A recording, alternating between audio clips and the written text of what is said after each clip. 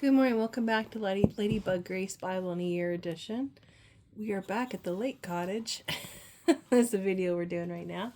So today is Friday, March 13th. Please don't read into these things. People are even commenting on it yesterday.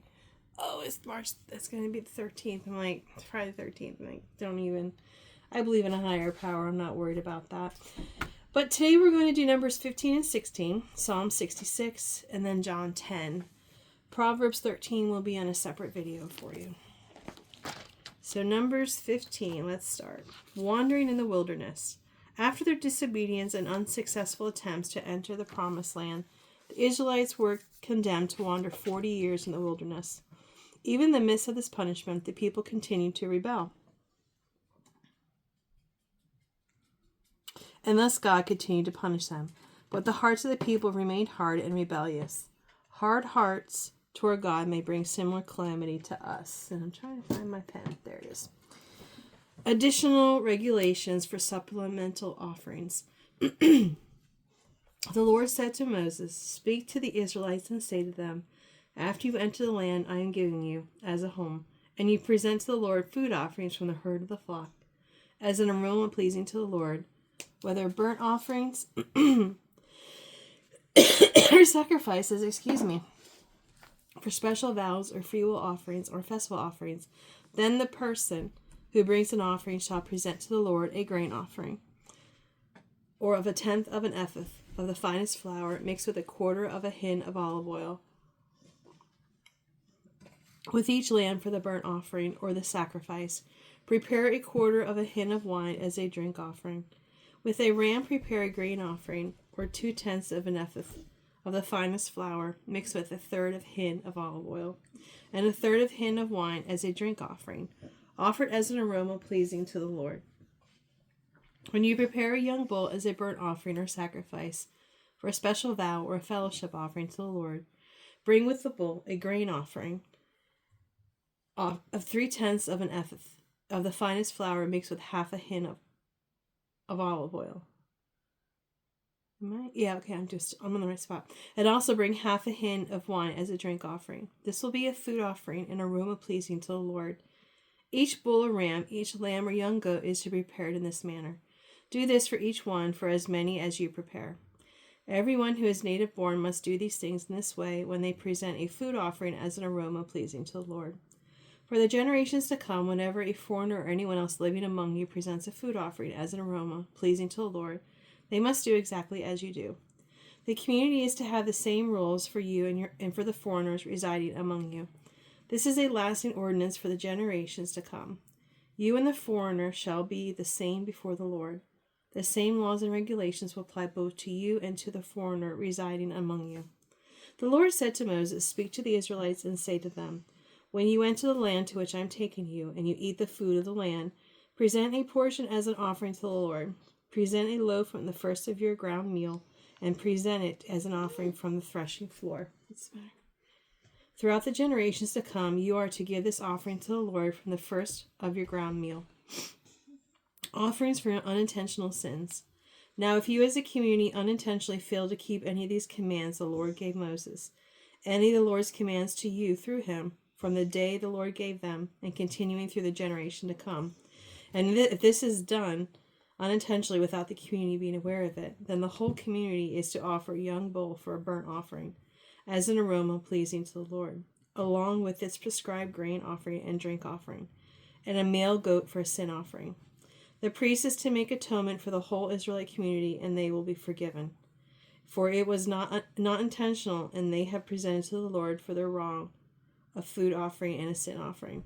The whole Israelite community and the foreigners residing among them will be forgiven, because of all the people were involved in the unintentional wrong. But if just one person sins unintentionally, that person must bring a year-old female goat for a sin offering. The priest is to make atonement before the Lord for the one who erred by sinning unintentionally.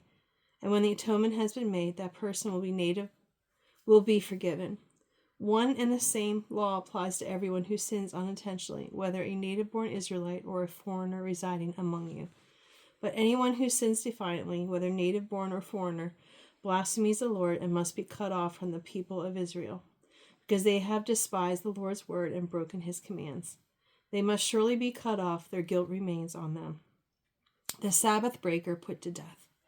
While the Israelites were in the wilderness, a man was found gathering wood on the Sabbath day. Those who found them gathering wood brought him to Moses and Aaron and the whole assembly, and they kept him in custody because it was not clear what should be done to him. Then the Lord said to Moses, "This man must die. The whole assembly must stone him outside the camp." So the assembly took him outside the camp and stoned him to death, as the Lord commanded Moses. Tassel on garments. The Lord said to Moses, "Speak to the Israelites and say to them, throughout the generations to come, you are to make tassels on the corners of your garments, with a blue cord on each tassel. You will have these tassels to look at, and so you will remember all the commands of the Lord, that you may obey them and not prostitute yourselves by chasing after the lusts of your own hearts and eyes. Then you will remember to obey all my commands, and you will be consecrated to your God. I am the Lord your God, who brought you out of Egypt to be your God, and I am the Lord your God." That is the end of chapter 15. Number 16. Many leaders rebel against Moses. Korah, Dathan, and Abiram. Korah, the son of Izhar, the son of Kohath, the son of Levi, and certain Reubenites. Dathan and Abiram, sons of Eliab, and Anon, son of Peleth, become insolent and rose up against Moses. With them were 250 Israelite men, well known to community leaders, who had been appointed members of the council. They came as a group to oppose Moses and Aaron and said to them, "You have gone too far. The whole community is holy, every one of them, and the Lord is with them. Why then do you set yourselves above the Lord's assembly?" When Moses heard this, he fell face down. He said to Korah and all his followers, "In the morning the Lord will show who belongs to him and who is holy, and he will have that person come near him. The man he chooses he shall cause to come near him.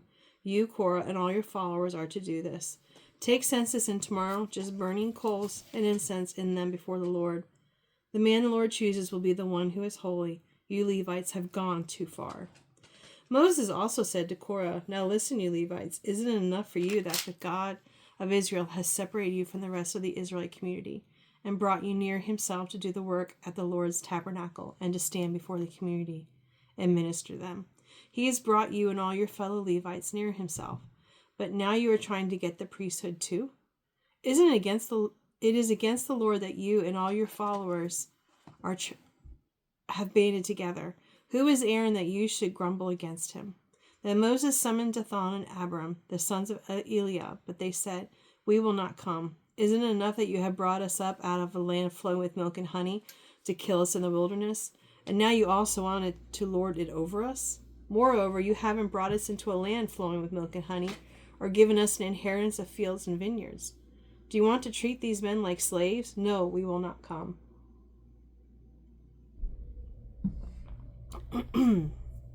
Then Moses became very angry and said to the Lord, "Do not accept their offering. I have not taken so much as a donkey from them, nor have I wronged any of them." Moses said to Korah, "You and all your followers are to appear before the Lord tomorrow, you and they and Aaron. Each man is to take his censer and put incense in it, 250 censers in all, and present it before the Lord. You and Aaron are to present your censers also." So each of them took his censer, put burning coals and incense in it, and stood with Moses and Aaron at the edge of the tent meeting. When Korah had gathered all his followers in opposition to them at the entrance to the tent of meeting, the glory of the Lord appeared to the entire assembly. The Lord said to Moses and Aaron, "Separate yourselves from this assembly so I can put an end to them at once." But Moses and Aaron fell face down and cried out, "O God, the God who gives breath to all living things, will you be angry with the entire assembly when only one man sins?"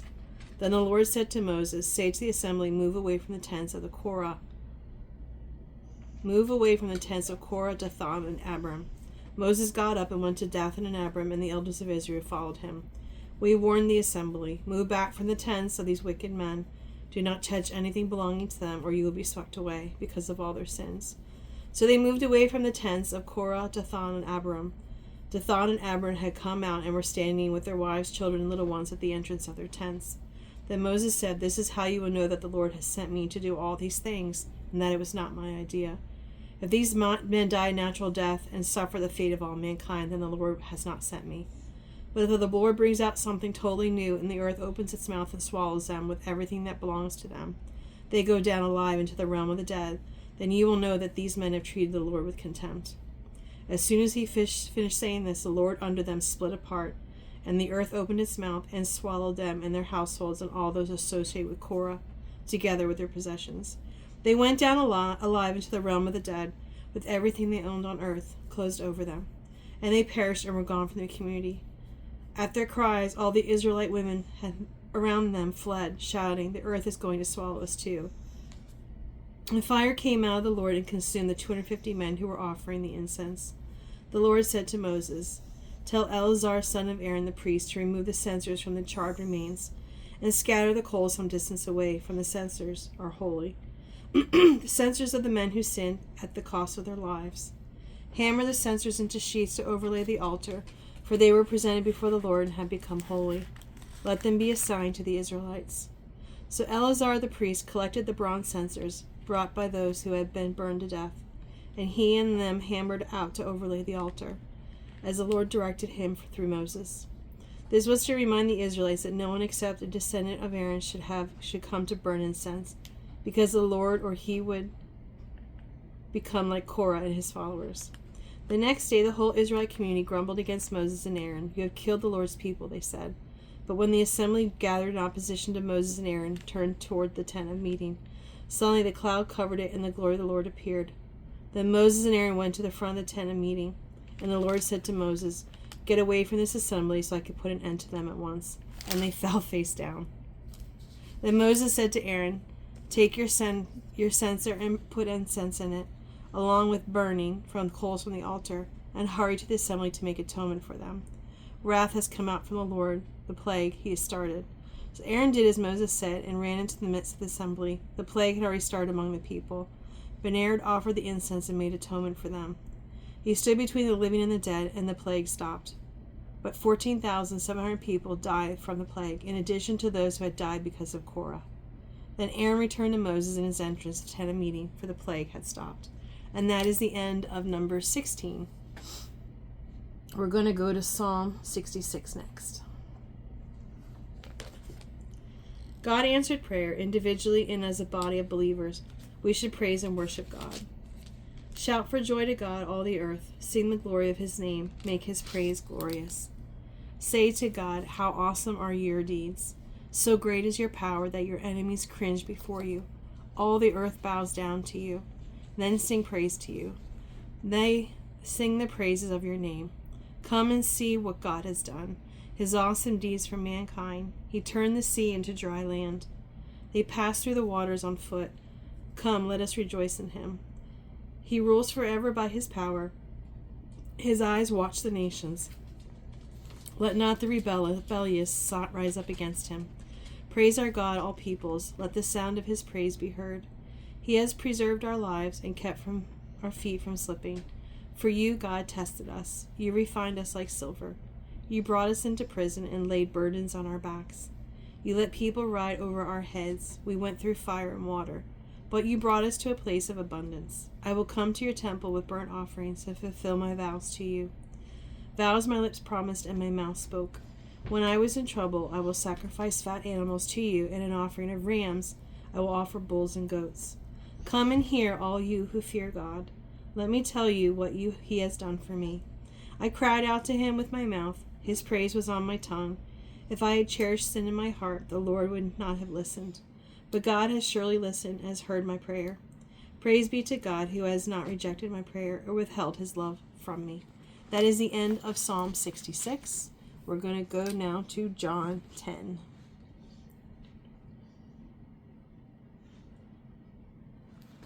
John 10. Jesus is the good shepherd. Very truly I tell you, Pharisees, anyone who does not enter the sheep pen by their gate, but climbs in by some other way, is a thief and a robber. The one who enters by the gate is the shepherd of the sheep. The gatekeeper opens the gate for him, and the sheep listens to his voice. He calls his own sheep by name and leads them out. When he has brought out all his own, he goes on ahead of them, and his sheep follow him because they know his voice. but they will never follow a stranger. In fact, they will run away from him because they do not recognize a stranger's voice. Jesus used this figure of speech, but the Pharisees did not understand what he was telling them. Therefore Jesus said again, "Very truly I tell you, I am the gate for the sheep. All who have come before me are thieves and robbers, but the sheep have not listened to them. I am the gate. Whoever enters through me will be saved. They will come in and go out and find pasture. The thief comes only to steal and kill and destroy. I have come that they may have life and have it to the full. I am the good shepherd. The good shepherd lays down his life for the sheep. The hired hand is not the shepherd and does not own the sheep. So when he sees the wolf coming, he abandons the sheep and runs away. Then the wolf attacks the flock and scatters it. The man runs away because he is hired hand and cares nothing for the sheep. I am the good shepherd. I know my sheep, and my sheep know me. Just as the Father knows me, and I know the Father. And I lay down my life for the sheep. I have other sheep that are not of the sheep pen. I must bring them also. They too will listen to my voice, and there shall be one flock and one shepherd. The reason my Father loves me is that I lay down my life, only to take it up again. No one takes it from me, but I lay it down on my own accord. I have authority to lay it down and authority to take it up again. This command I received from my Father." The Jews have heard these words were again divided. Many of them said, "He is demon-possessed and rawing mad. Why listen to him?" But others said, "These are not the sayings of the man possessed by a demon. Can a demon open the eyes of the blind?" Religious leaders summoned Jesus at the temple. Then came the festival of dedication at Jerusalem. It was winter, and Jesus was in the temple courts walking in Solomon's colonnade. The Jews who went there gathered around him, saying, "How long will you keep us in suspense? If you are the Messiah, tell us plainly." Jesus answered, "I did tell you, but you did not believe. The works I do in my Father's name testify about me. But you do not believe because you are not my sheep. My sheep listen to my voice. I know them and they follow me. I give them eternal life, and they shall never perish. No one will snatch them out of my hand. My Father who has given them to me is greater than all. No one can snatch them out of my Father's hand. I and the Father are one." Again, his Jewish opponents picked up stones to stone him. But Jesus said to them, "I have shown you many good works from my Father. For which these do you stone me?" "We are not stoning you for any good work," they replied, "but for blasphemy, because you are mere man and claim to be God." Jesus answered them, "Is it not written in your laws, I have said you are gods? If he called them gods to whom the word of God came, and Scripture cannot be set aside, what about the one whom the Father set apart as his very own and sent it into the world? Why then do you accuse me of blasphemy because I said I am God's Son? Do not believe me unless I do the works of my Father. But if I do them, even though you do not believe me, believe the works, that you may know and understand that the Father is in me, and I in the Father." Again they tried to seize him, but he escaped their grasp. Then Jesus went back across the Jordan to the place where John had been baptized in the early days. There he stayed, and many people came to him. They said, "Though John never performed a sign, all that John said about this man was true." And in the place, many believed in Jesus. And that is the end of today's readings. Thank you so much for joining me if you were here. I greatly appreciate it. And Proverbs 13 will be read next, but that'll be in the separate video. Thank you.